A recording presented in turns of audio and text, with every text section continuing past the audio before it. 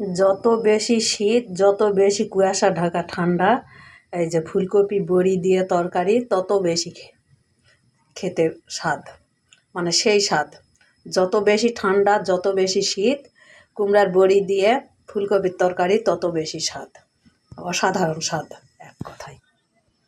ওই যে ফুলকপি কুমড়ার বড়ি দিয়ে ঝোল, আর এখানে যে ছোট মাছ দিয়ে সিমের বিচি, পেঁয়াজ দিয়ে সিমের বিচি দিয়ে ছোট মাছ দিয়ে চচ্চড়ি।